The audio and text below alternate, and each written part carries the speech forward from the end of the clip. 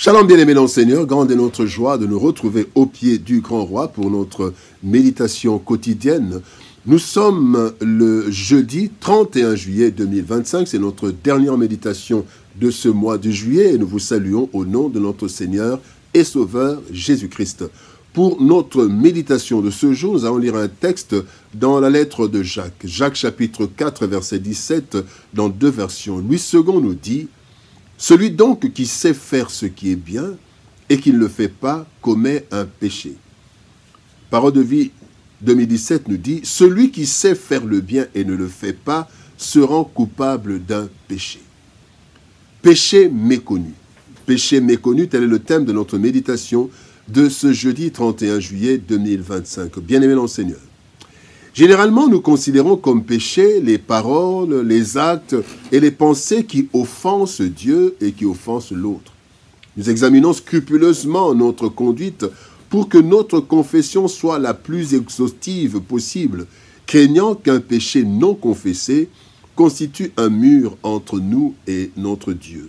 Oui, nous faisons bien de faire ainsi, car il est dit dans 1 Jean chapitre 1er verset 9, « Si nous confessons nos péchés, il est fidèle et juste pour nous les pardonner et pour nous purifier de toute iniquité. » Le texte du jour vient nous révéler ou nous rappeler un péché méconnu, mais qui est tout autant péché et donc qui ne plaît pas à Dieu. C'est le péché par omission ou le fait de ne pas faire ce que nous pourrions et devrions faire.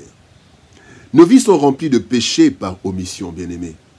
En effet, l'inaction est aussi un péché tout aussi bien que la mauvaise action. Voici quelques leçons que nous tirons de notre texte du jour. Première leçon, recréer pour le bien. Dans Ephésiens chapitre 2 verset 10, la Bible dit: « Oui, c'est Dieu qui nous a fait. Il nous a créés dans le Christ Jésus pour que nous menions une vie riche en bonnes actions. Et ces actions, Dieu les a préparées pour que nous les fassions. » 2 Corinthiens 5, 17 nous dit: « Si quelqu'un est en Christ, il est une nouvelle créature. » Alors, faire le bien est une exigence, car nous avons été créés de nouveau en Christ pour cela. Et aussi, nos récompenses terrestres comme célestes sont constituées des bonnes œuvres, ainsi que le montrent ces deux textes. Galates chapitre 6, verset 7 nous dit: « Ce qu'un homme aura semé, il le moissonnera aussi. » Et Apocalypse 14, 13 nous dit: « Heureux dès à présent les morts qui meurent dans le Seigneur, car leurs œuvres les suivent. » Bien-aimés, ainsi, Dieu fait du bien à l'humanité à travers les actes des humains, particulièrement de ceux de ses enfants, qui ont la mission de témoigner. Actes chapitre 1er, verset 8.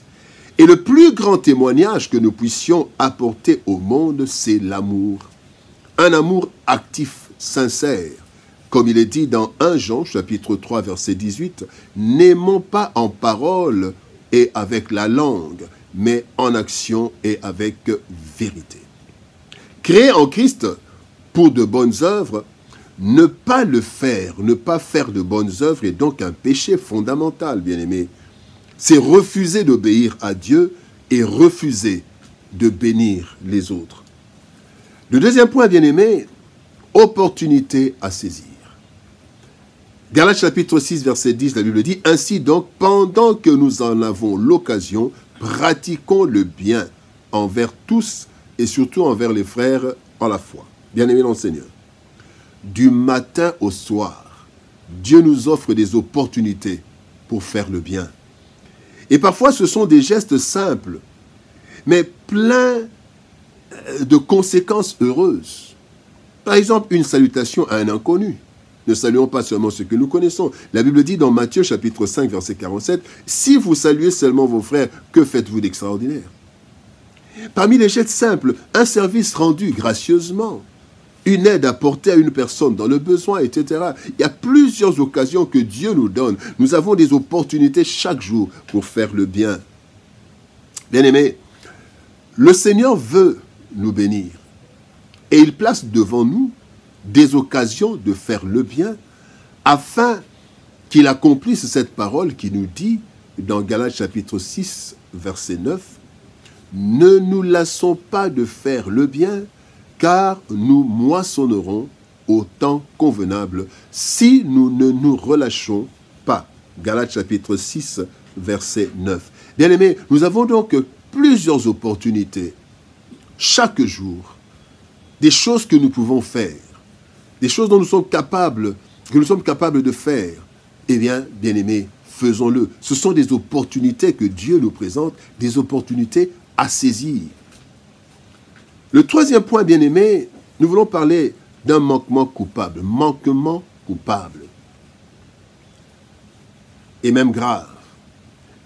Quand nous lisons Matthieu chapitre 25, versets 45 et 46, la Bible dit, Jésus leur répondra, le roi leur répondra, je vous le dis en vérité, toutes les fois que vous n'avez pas fait ces choses à l'un de ces plus petits, c'est à moi que vous ne les avez pas faites.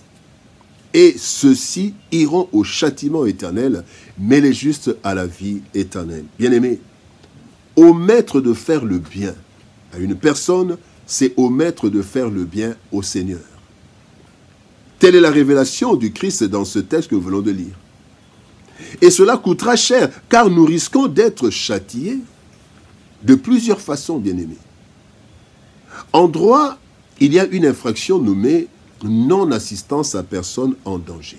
Donc, bien-aimés, l'inaction peut être aussi coupable que l'action. Poser une mauvaise action, bien-aimés, prononcer une mauvaise parole ou entretenir une mauvaise pensée constituent des péchés, aussi bien que ne pas poser un bon acte.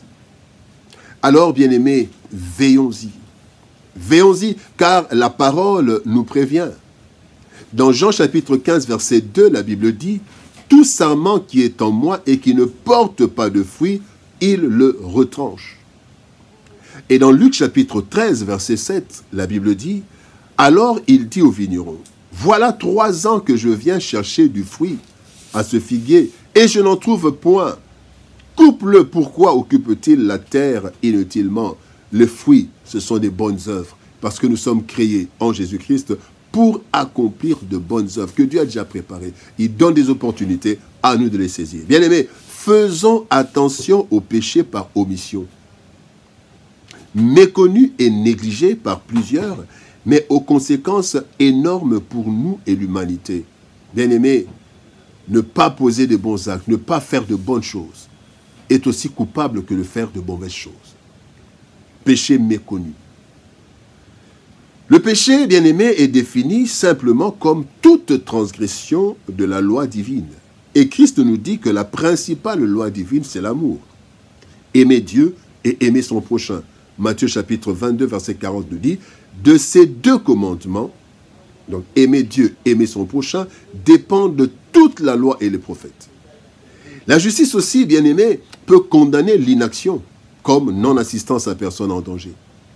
Il est donc impérieux d'agir, faire le bien, chaque fois que l'occasion se présente et sans se lasser.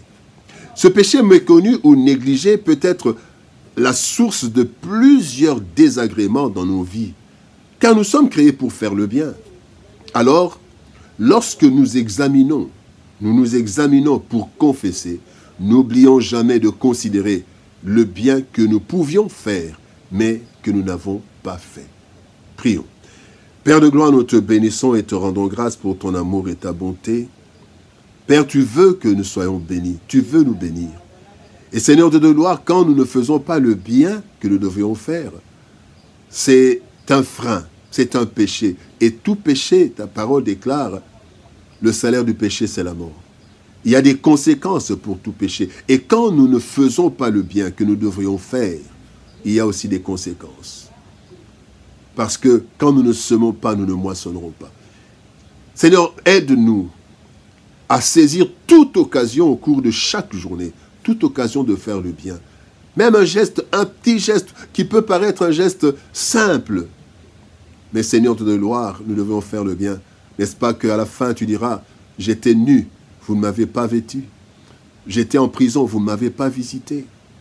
Seigneur de gloire, quand nous ne faisons pas du bien aux autres, c'est à toi que nous ne faisons pas le bien. Aide-nous à comprendre, Seigneur de gloire, et à réaliser que souvent nous péchons par omission. Aide-nous, Seigneur. Bénis ta parole et bénis ton peuple. Au nom de Jésus-Christ, notre Seigneur et Sauveur, nous avons ainsi prié, Père. Amen. Bien-aimés dans le Seigneur, que Dieu nous bénisse. Shalom, au revoir, et par la grâce de Dieu, nous nous retrouvons demain pour une nouvelle méditation au pied du Grand Roi. Demain, mais aussi un nouveau mois, le mois d'août. Que Dieu nous bénisse. Shalom, au revoir, et par la grâce de Dieu, à demain.